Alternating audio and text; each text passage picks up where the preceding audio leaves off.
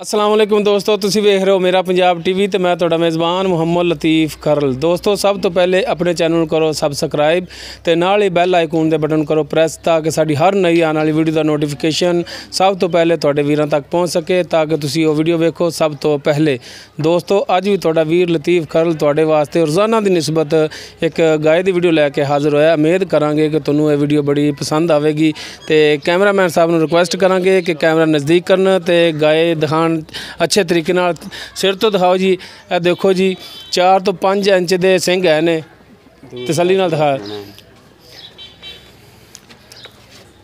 तसल्ली नाल दिखाओ जी। फिर साइड तो होके मुकम्मल इनका जिहड़ा कद है वही दिखाओ जी कि इन्ना इनका कद है मुकम्मल दिखाना जी।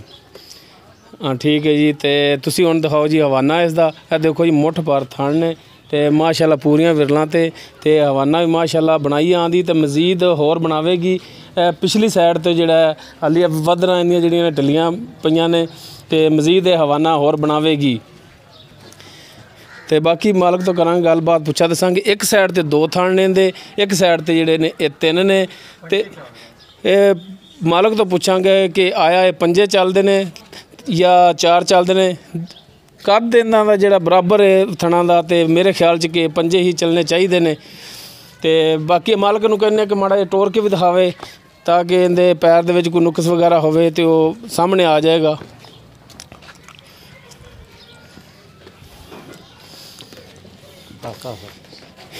आस्ता नहीं टोर माड़ा जिहा पता लगे, खुला टोर। हाँ ठीक है, लियाओ जी पिछे। दोस्तों ये याद रखना कि एक साइड ते 2 थण ने इंदे ते एक साइड ते जिहड़ा है वो 3 थण ने। ये तुहानूं दोबारा फिर तफसीलन दस रहे हैं।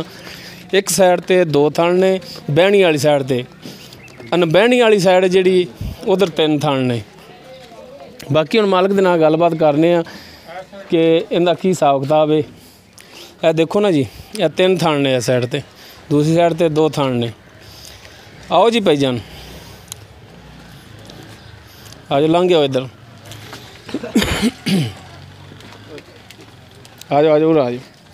अस्सलाम वालेकुम जी जनाब, की नाम है माड़ा अगे आ जाओ। नूर मोहम्मद माशाल्लाह नाम तो सोहना है जी। तो सर ये दसो सब तो पहले कि गाय जी किहड़ी नस्ल दी है? ये चोलस्तानी गाय। चोलस्तानी क्रॉस तो नहीं है किसी जी? नहीं, प्योर चोलस्तानी जी। चोलस्तानी। अच्छा किनवा सूआ है इन्हें सुने हुण? ये दूसरा सूआ सुना। किन्ने दिन रहेगा दूसरे सूआ सून दे? ये कट जाएगी 4-5 दे 6 दे बाद। 4-5 दिन 6 दिन यानी कि अंदाज़ा है भी हफ्ते दे विच सूह पैगी। हफ्ते दे सूह पे दूसरा सूआ इन्हें सुने? दूसरा सुने। अच्छा इनका हुण मुनासिब जिहड़ा रेट है वो दसो, प्यार मुहब्बत करके। इनदा एक ज़्यादा नहीं मंगना, ज़्यादा नहीं, 130। 1,30,000 इहदे विच भी साडे नाल प्यार नाल पेश आओगे? कर लांगे, कमी पेशी करोगे रेट दे विच? बिल्कुल करांगे।